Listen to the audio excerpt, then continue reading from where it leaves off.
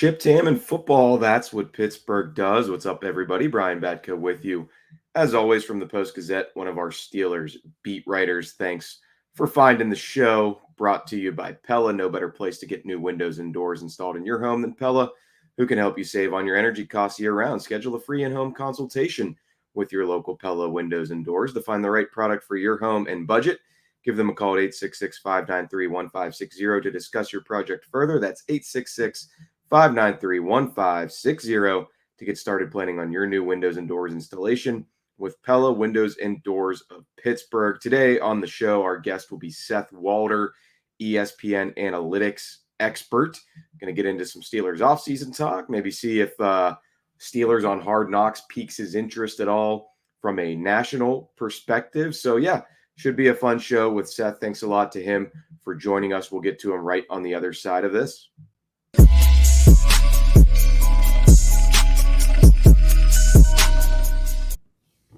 And there he is now, Seth Walder, ESPN analytics guru, expert, extraordinaire, specialist, really all great words for what Seth does over at ESPN. How's it going, man? It's going great. How are you? Happy offseason.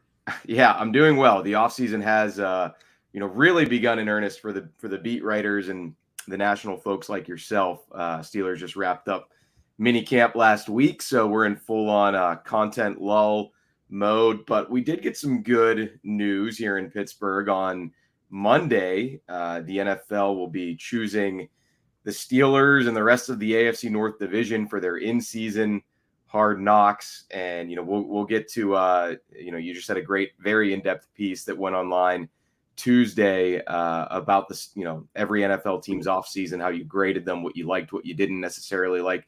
We're going to get into that, but I wanted to lead with the Hard Knocks stuff because I know you're a Hard Knocks fan. I've seen you tweeting about that. You enjoy the show. You enjoy that slice of NFL viewership. Do the Steelers pique your interest as someone who follows every team, or are you kind of just like these in-season Hard Knocks are they're kind of grasping at straws at this point with a little bit of oversaturation on the show? I cannot get myself into the in-season. I mean, listen, I do love Hard Knocks. It's like always has a place in my heart when you hear that little music, right? The little da-da-da-da. It really like there's a certain wakes up the football in me. But to me, in season, I'm watching a lot of actual football. I'm like, my week is already consumed by football, and it's just not when I need it. Like training camp, oh yes, I want that. Supplements, yeah. Right, the off-season one. Okay, I can. In season, I have a hard time getting into it. Here's what I think. This is for all of the Hard Knockses. Now that there's all the many iteration, my frustration last year is like trending to. The show needs conflict. All of these sports documentaries, they need to have conflict. Like one of the reasons why Drive to Survive worked so well was because it had conflict. Or early Hard Knocks, I mean, not early, like most Hard Knocks shows have conflict or antagonists. And like you have to have it. It can't just be like 4 consecutive hours of Aaron Rodgers is wonderful, which is what we got last year. And they ignored entire storylines. Like, I'm hoping that in the Giants one, are they going to talk about like the team trying to get rid of, like not have Daniel Jones be their quarterback? Because if not, then we're really not getting the story. Yeah, I'm sure the decision makers there from the Giants franchise are probably going to want to water that down to some degree. And the Steelers have been one of the last holdouts to ever have the show. I don't necessarily think they would want that distraction around them, but this will be interesting because it will be with every team in the division as they're battling it out for that AFC North crown. So nobody can really complain about, hey, we're the ones with the camera crew following us around all the time. But yeah, at least we'll finally get a kind of a glimpse inside the Art Rooney, Mike Tomlin machine here. And they'll do it with an overhauled roster, to get into the offseason moves. I can't imagine another team out there swapped out their entire quarterback room this offseason. So they've literally infinite amount of turnover with Kenny Pickett, Mitch Trubisky, Mason Rudolph gone, Russell Wilson, Justin Fields in. Without giving too much away from your insider deep dive there, Seth, what did you make of the Steelers offseason? What do you feel like they've improved going into 2024? And what are you still a little bit skeptical of based on Omar Khan's moves? So let's start with the quarterbacks because I think it makes sense. I really like what they did at quarterback. And it's not to say that, I mean, I don't really think either of those guys are going to be the answer for Pittsburgh in the long term, but ultimately they took two virtually no risk moves that are just like pure great value. So whoever got Wilson, no matter what you think of Wilson, right? He probably like an average to a shade below average starter last year. Because of the nature of the contract that you were going to be able to get him for a minimum salary deal for this year, he was going to be a value to whoever was able to convince him to sign. And so for Pittsburgh, that's just like an easy win.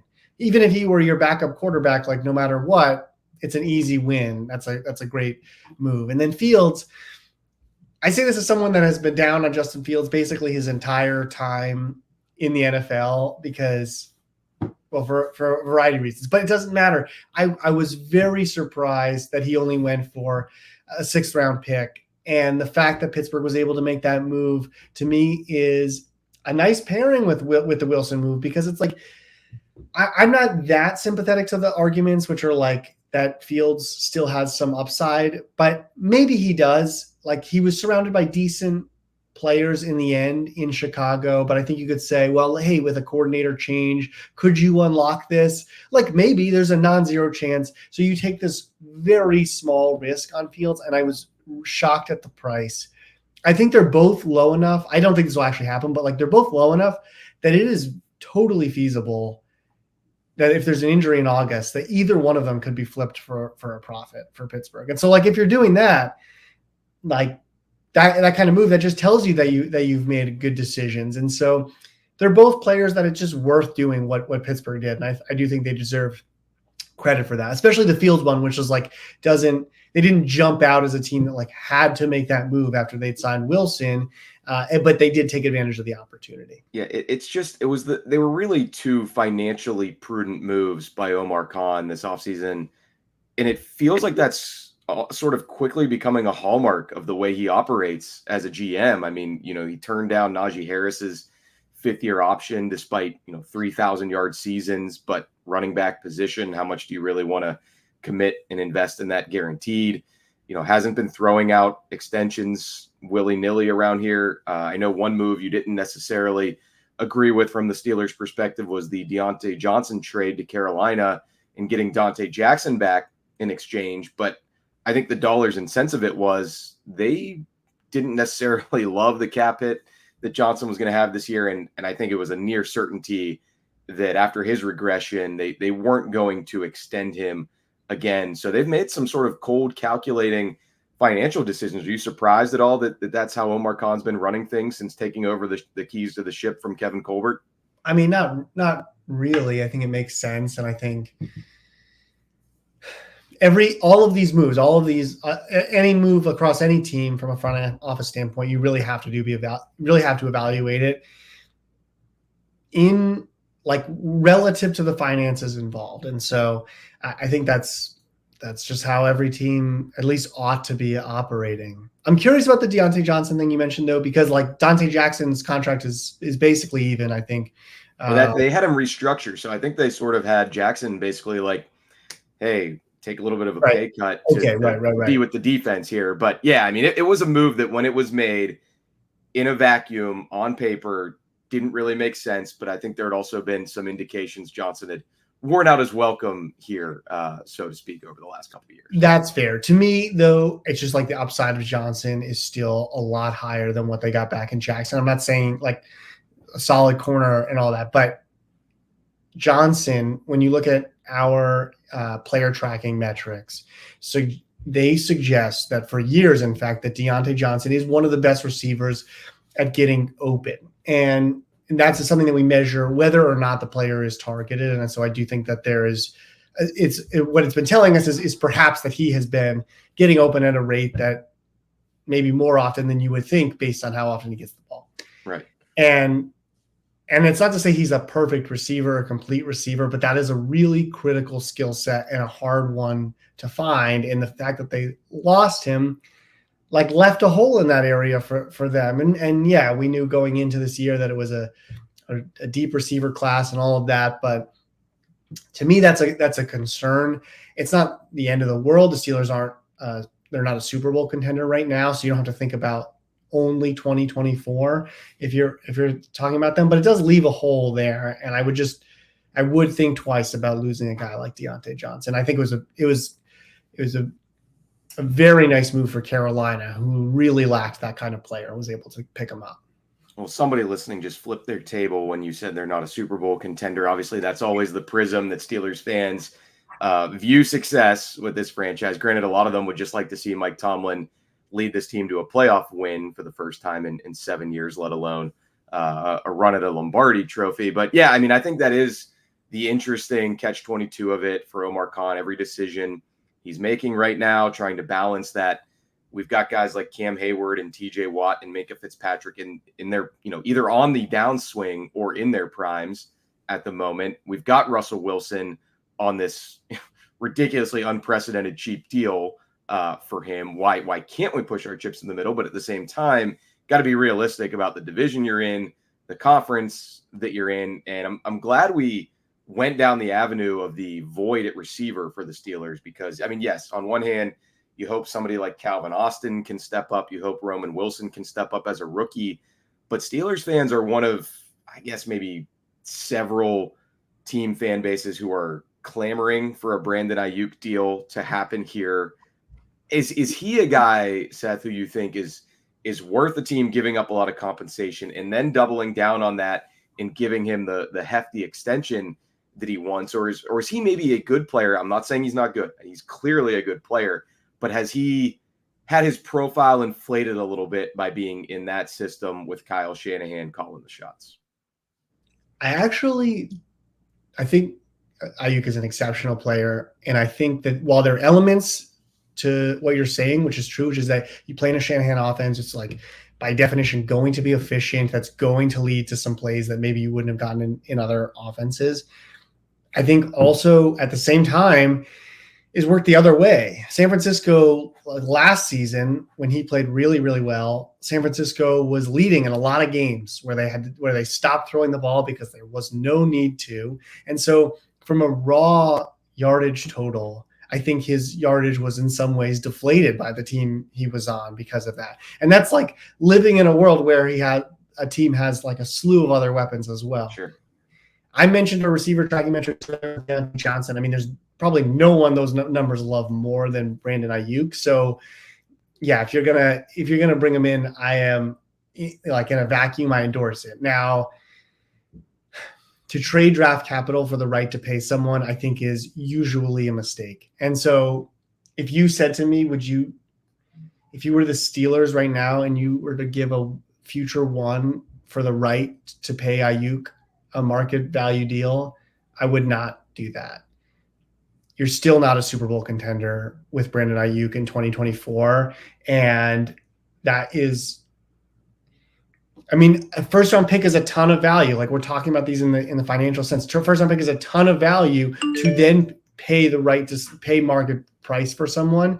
And I think there are situations where that can make sense. I don't think it makes sense for Pittsburgh in this spot. You think the Niners are going to move him? I don't, because I just think he's too good. But I mean, if it were me, I would be looking to move Deebo Samuel if I were the 49ers. Like I'd be much more worried about, he's older, first of all, and I'd be much more worried about how his skill set ages. At the same time, like the rest of the league knows that too. And so perhaps the compensation isn't there as well. And so for all of these players, it depends on like what the price is in terms of how much you're giving up. But yeah, if I were San Francisco, like, do I think it happens? I don't know. I mean, I just come back to like, he's the kind of player I would want to keep. I very much am in a Super Bowl window.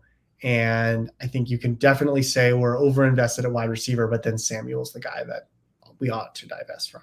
Yeah. I mean, it's just, I think they're a really smart, savvy organization. So I'm never going to discount that there's another shoe to drop, or John Lynch is simply playing the game right now. And, you know, almost like the Ravens with Lamar a couple off seasons ago, it seemed like irreconcilable for a while there. And then lo and behold, all the chickens came home to roost and everyone's happy now. So I'm not discounting that for Aiyuk and the Niners, even if it seems like he's down bad at the moment on TikTok, FaceTiming Jaden Daniels or whatever. But yeah, the one thing I wanted to pick at there, Seth, is you saying even if they get Aiyuk, the Steelers, that you still don't think they'd be a Super Bowl contender. You must be pretty down on the quarterback situation, I'm guessing, to say that, and not necessarily down on it, but again, relative to being in an AFC North with Lamar Jackson and Joe Burrow and the ever-present possibility that Deshaun Watson will resurrect himself, and beyond that, being in a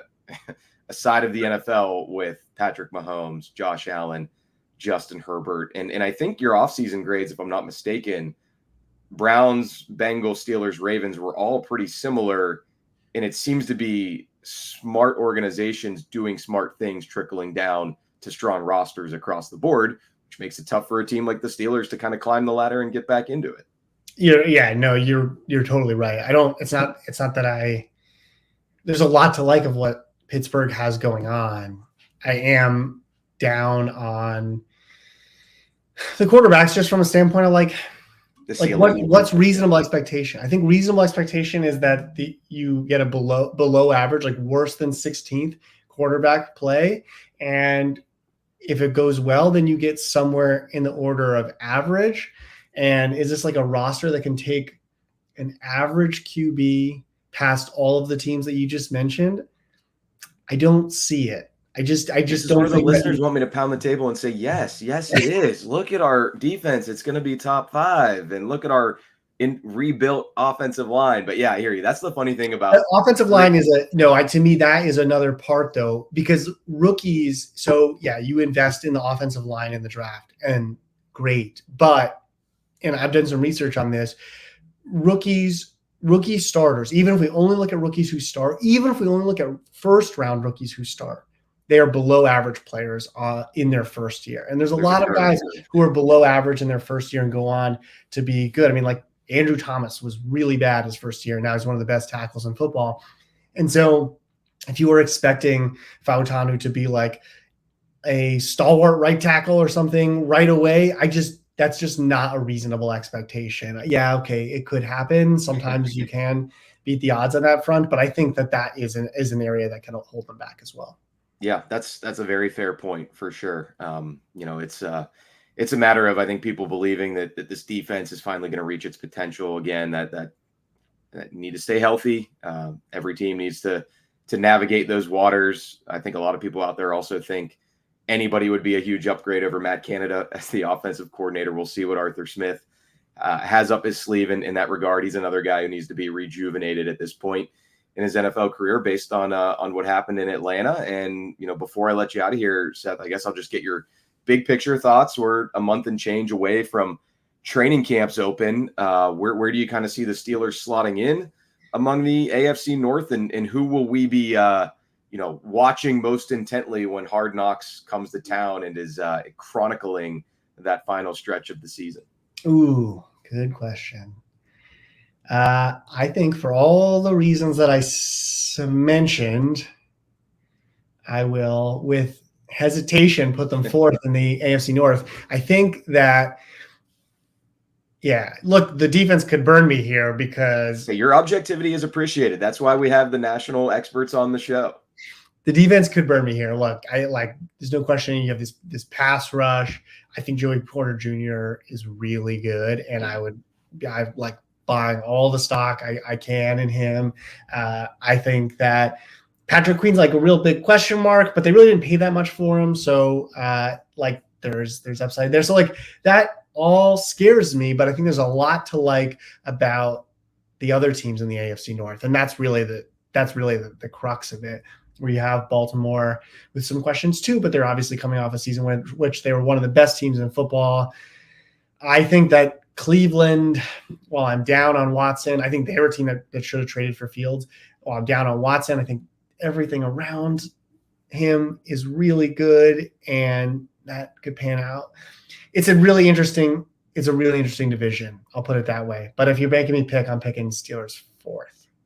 Okay. Well, never a losing season under Mike Tomlin, obviously, as we know, but also they've been hovering right around that 10-7, 9-8, even 8-1 territory really since the late stages of Ben Roethlisberger's tenure here in Pittsburgh. So thanks so much to Seth Walder from ESPN.com for joining us. Anything else you want to plug or promote before I end the show here, Seth?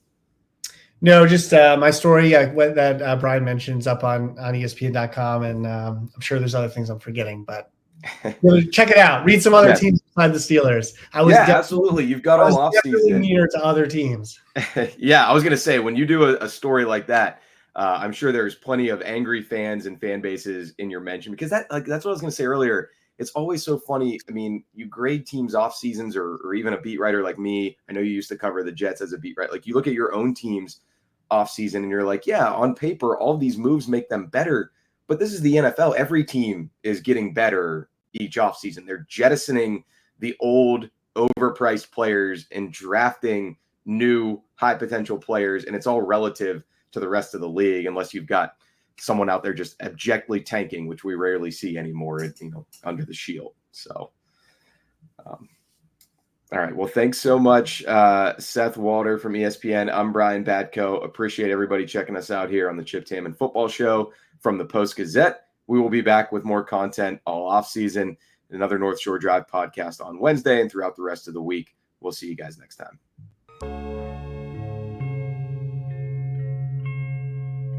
Thank you for checking out this content from Post-Gazette Sports. If you watch this video on YouTube, please like the video and subscribe to our channel. For all of the sports coverage the Post-Gazette has to offer, visit post-gazette.com.